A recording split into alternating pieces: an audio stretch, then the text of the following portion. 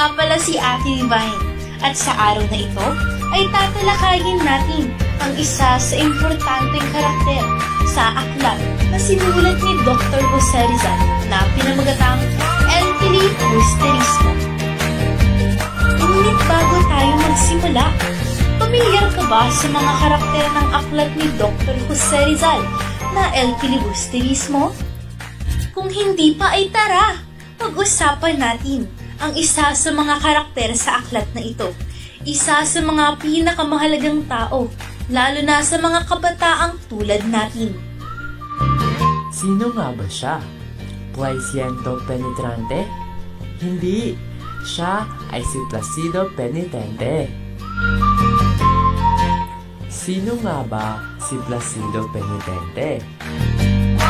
Si Placido Penitente ay isang karakter sa nobelang El Filibusterismo ni Jose Rizal. Isa siyang mag-aaral ng Universidad ng Santo Tomas sa Maynila. Si Placido Penitente ay matalino, mapanuri at maprinsipyong mag-aaral. Siya rin ang madalas na tumutulong sa kanyang kaklase at kaibigan na si Juanito Palaez sa tuwing siya ay lubhang nangangailangan ng tulong sa kanyang pag-aaral. Sa mga nabanggit na katangian ni Placido Penitente, ano kaya ang naging papel niya sa El Filibusterismo? Narito naman ang mga kabanata kung saan kabilang si Placido Penitente. Panata 12. Placido Penitente. Ito ay ipinapakita niya ang kanyang galit at pagkadismaya sa sistema ng edukasyon. Nag-iisip siyang huminto sa pag-aaral dahil sa hindi maayos na trato ng mga propesor. Kabanata 13. Klase sa Pisika. Sa Kabanata 13, ipinakita kung paano pinapahiya ng isang propesor ang mga estudyante, kabilang si Placido Penitente. Kabanata 11. Ang Mitsa.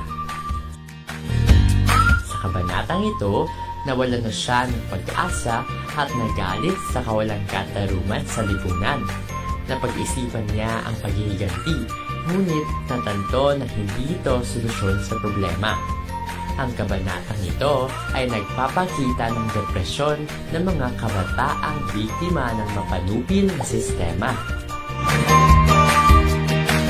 Sa madaling salita ay, si Placido Penitente ay sumisimbolo sa kabataang Pilipino na nawawala ng pag-asa dahil sa mapaniil na sistema ng edukasyon sa panahon ng mga Espanyol. Ipinapakita ang kanyang karanasan upang ilarawan ang kawalang katarungan sa paaralan, ang pang-aabuso ng mga guro, at ang hirap ng mga mag-aaral na nais lamang makapag-aral ng maayos. Sa panahon ngayon, maraming issue patungkol sa edukasyon, kabilang rito ang issue sa pera, sistema sa pagtuturo, at sa kaayusan. Ngunit, katulad ng mag-aaral ngayon, si Placido Penitente ay may hangaring makalaya mula sa ganitong kalagayan. Tandaan mga kapwa-kabataan, ang pag-aaral ay mahalaga dahil dito nagmumula ang ibang kaalaman.